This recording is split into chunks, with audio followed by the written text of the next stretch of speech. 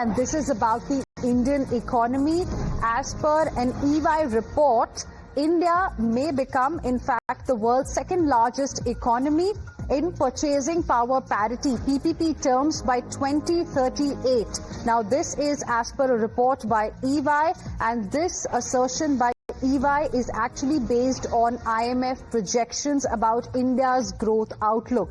And they have projected India's GDP around 34.2 trillion US dollars, among the largest economies. In fact, India stands out as per this report with a median age of 28.8 years in 2025, the second highest savings rate, and a government debt to GDP ratio projected to decline from 81.3% to 75.8% by 2030. And citing the IMF report, in fact, EY has said that India's economy could reach 20.7 trillion US dollars by 2030 compared to US, China, Germany and Japan.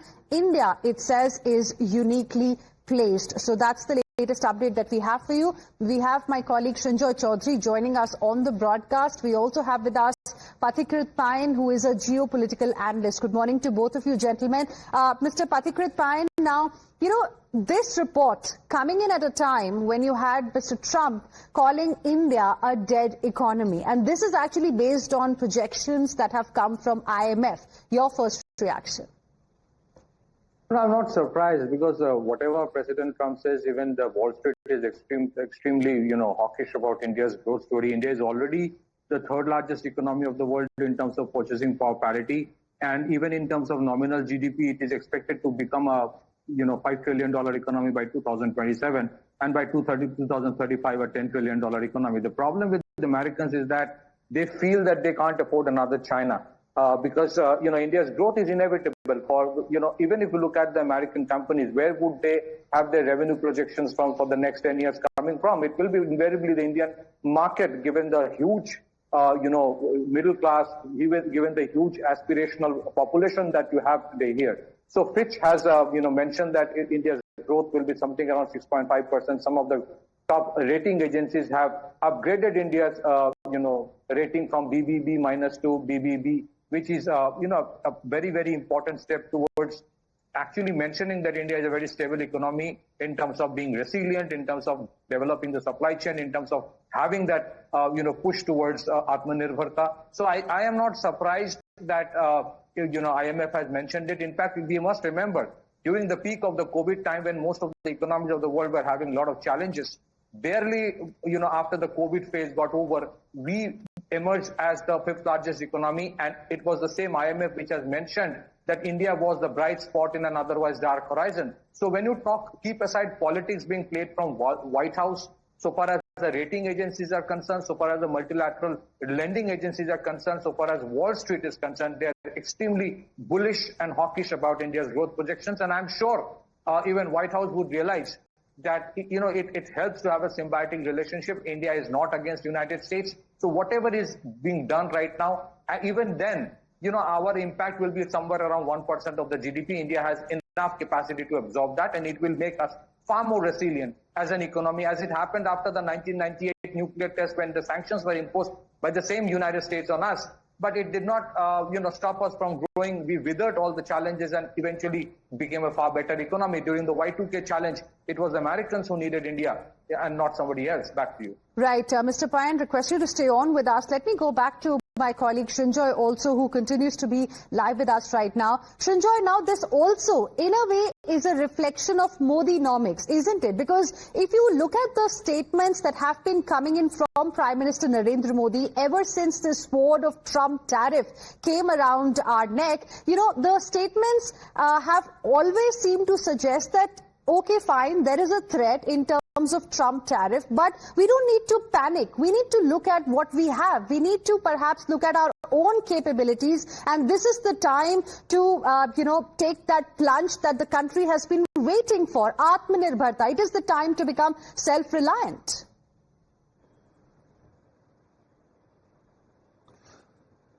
Despite the COVID years, it must be said that the last 10 years, 11 years have not been very bad for India. India has grown at 6.5%, which is good. No one is saying that's bad. But nevertheless, we have to remember a period of growth in China when for a decade it grew at double digits. So India should aspire to grow at 10, 11%. And then per capita income would definitely go up from the $3,000 it is. Of course, India will be the second largest economy in PPP terms. Of course, that will happen even in real terms one day. There's no dispute about that. With the population, with the level of growth, definitely. But 2 or 3 things have to be looked at. Right. One is growth rates. Instead of 6.5%, which is good, undoubtedly good, and despite COVID over the years, right, India should aspire for double digits. If China can do it, India should be able to do it. Also, right, it should mean higher per capita income and right, also better distribution of resources, less inequality within the country. Right. Shincha, I request you to stay on with us. We have my colleague Subita also now joining us on the broadcast. Subita, good morning. Could you break it down for our viewers what this report really means and how should we really looking at the projections that it has made? Absolutely, Hina. Now, you must have also seen and observed that over the past many months, there have been several reports that have come in. In fact, Fitch and S&P ratings have also upgraded India's economy. Those ratings upgrades have come in after, many years. So basically, there is, of course, a narrative. There is, of course, a perception that India's domestic fundamentals are rather strong, even though there may be macroeconomic headwinds globally which could impact growth, but not to a very significant extent. And that's essentially what this report essentially states, that India's economy could reach $20.7 trillion in terms of PPP, or purchasing power parity, by 2030, and it may emerge as the second largest economy by 2038 with the US $34.2 trillion in GDP. That's essentially what this EY report also suggests. The report also suggests that with appropriate countermeasures, India can in fact limit the adverse impact of higher tariffs on select Indian imports to about 10 basis points of real GDP growth. And we did hear from Fitch just a couple of days back that the overall impact of these tariffs on the Indian economy is not going to be very substantial. It's only going to be minor. We're also given to understand that the government is working on boosting domestic consumption. It's also looking at diversification of Indian exports to various other geographies. In fact, what we're learning from sources is that at least 40 countries have been identified, particularly for the diversification of textile exports, and overall 50 countries have been identified for diversification of exports to some of these geographies. So, of course, the government is doing what it can to cushion the impact of tariffs, but definitely India is emerging as one of the most dynamic amongst the world's 5 largest economies, and that report now coming in by EY also placing its faith in India's strong economic fundamentals. Absolutely. And another important takeaway, of course, is that India can limit the adverse impact of high US tariffs on selected Indian imports to about 10 basis points of its real GDP growth. Thank you very much, Subita. Appreciate you joining us with your inputs on this. We're also joined by Rabinder Sachdev, who is founder, president, Image India Institute. Good morning, sir. I'll come to you in just a bit. Meanwhile, we have some important updates as well as far as the Trump tariff story is concerned. Viewers, now Democrats have come forward and slammed Donald Trump for singling out India. Democrats on the US House Foreign Affairs Committee have called out Trump for being unfair with India. In fact, in a statement on X, they ask if it is actually about Ukraine, because by that logic, China and other countries which purchased large amount of oil from Russia would have faced sanctions and higher penalties. That doesn't seem to be the case here. In fact, only India is being penalized. Trump, via his actions against India, in fact, is going to hurt Americans and will sabotage US-India relationship as well, is what the view of Democrats has been. Mr. Rabinder Sachdev, how do you see this statement coming in from the Democrats? And clearly, what we've been saying so far, that if the problem is with India buying Russian oil, then you've got other countries. Look at China. The percentage, of tariff is much lower. However, if you see the amount of oil that Russia buys, that China buys from Russia is much more than India. It's over $200 billion US. That's the amount we're looking looking at, and just 30%. We are at 133 billion US dollars, and our tariff is about 50%. EU, of course, has struck a trade deal with America, hence its tariff at zero, but then it also buys Russian energy, and it's at number 3 in that list of top 5 buyers. Then why punish us? In the big picture, I think one is that because, punishing China to that extent would upset too many apple carts, whereas, upsetting India will not upset so many apple carts for the domestic American economy, right? Yeah, and, working on a trade deal with China, etc. So, basically, the reality that India is a smaller economy, the U.S. can think of throwing it around one. But coming back to the issue of the Democrats, yes, within America, large numbers of people, even in the Republicans and others and intellectuals and all, are all saying that tariffs could be fine, but the way, the Trump administration is going around is going to hurt long-term U.S.-India strategic relations. That's very much there. However, there is domestic politics also. The Democrats, especially who are, pushing for this, fine, sure, that may be the view that they have. But on the other hand, they're also angling for the Indian-American votes and Indian-American money in the upcoming midterms, right? That's the nature of American politics. So several of them, and some of them, in fact, we are also, connected some of them in such networks. The idea is that, okay, now you be vocal for India. So that's also a little, something playing out in the subtext with regards to what the Democrats are saying. But thirdly, people may say that you will have people on the streets in America and all, but the reality is that Trump is going to be there for the next 4 years. And I think this is not a debate championship where we are scoring brownie points, by making a better argument than the other. The bottom line is that it's a wake-up moment for India. And I do think, as, Amitabh Kant, Uday Kotak and all are saying, this is a once-in-a-generation opportunity for India to steel up our character, to improve our productivity, to improve our own quality in our domestic markets, to undertake reforms. There is a lot to be done out there. So India should take advantage of this opportunity or this, hiccup or this storm that we are in right now. That's the first thing. Forget what we are going to do with the 40 countries, 50 countries. It takes time. Right. You don't build up exports overnight, right? So it will take time. So for some time, there will be belt tightening. There will be practical job losses. You cannot deny that. But yes, those will be some job losses. But other things would be done. The key is, and the government has, in a way, started already, looking at the GST reforms which are coming up. That's one bit and piece. There should be many other reforms to come in so that India stands up. Korea, Japan, Asian tigers were not built in a day. If it's a moment for us, we should wake up and build a national character and work hard. Right. Well, of course, several people, in fact, have been saying that this is like a blessing in disguise for India.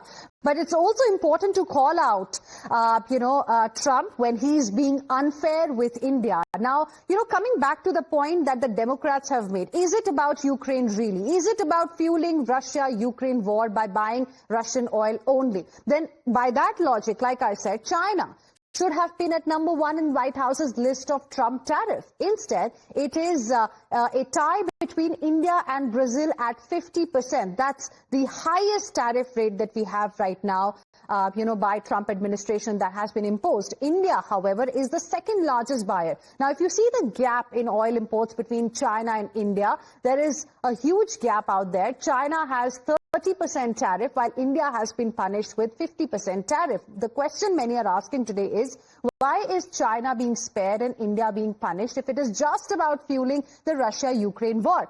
Talk about Turkey then. Turkey, in terms of buying Russian oil, it stands at around $90.3 billion.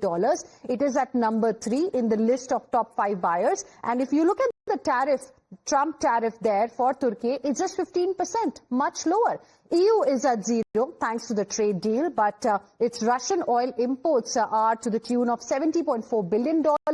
And lastly, if you look at Brazil, which also has been punished just like India at 50%, is 5th in the list of top 5 buyers of Russian oil. The question is, if this is not hypocrisy, then what would hypocrisy really be?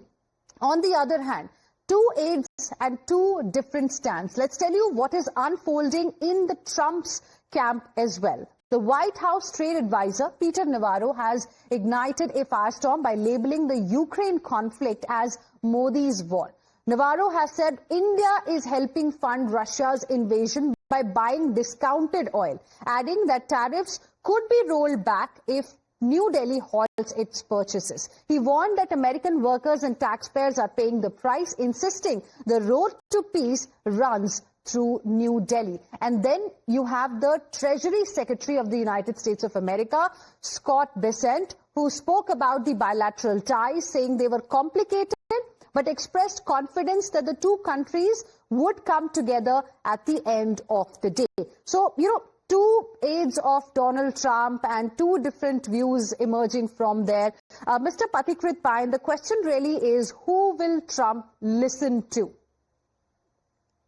No, I think both are on the same side. Scott Bessent used the word complicated when he was asked by one of the anchors in one of the channels, is that why is United States buying refined oil from Russia, refined oil from India, which is of Russian origin? And she talked about the statement by Jaishankar, Mr. S. Jaishankar, as to why, US can stop buying it if they don't want to.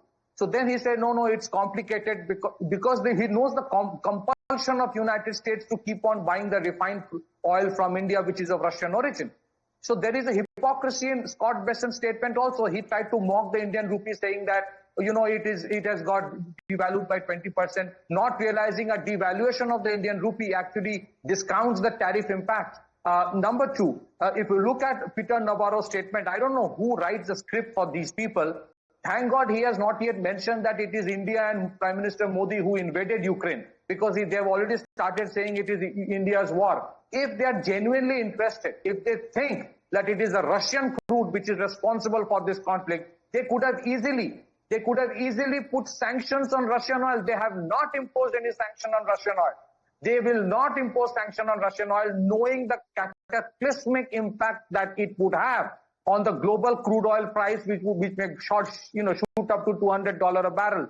So this is the double standard. They keep on buying the Russian crude. The Europeans keep on buying the natural gas from LNG from the Russians. Otherwise, the Europeans will freeze to death. And the Chinese also do that. So they thought that India is a soft target. By putting all these pressures, India will succumb and India will agree to all their whims and fancies that India should open up its market for poultry, dairy, agriculture. That is not going to happen. And they are finding it difficult to accept that India has not only accepted and absorbed the pressure, but is defiant till date. So that is the problem. I don't think they are on different sides. They are all on the same sides, reading out the same script. Back to you. All right. Thank you very much for sharing with us your point of view there, Mr. Pathikrit Payan and Mr. Robinder Sachdev. Appreciate both of you for joining us. We have to now quickly move on, and there are some more breaking inputs coming in at this point in time, and these are about H-1B visa issues. Trump's aide, another one, rants against H-1B visa system. We're talking about Howard Lutnick, who's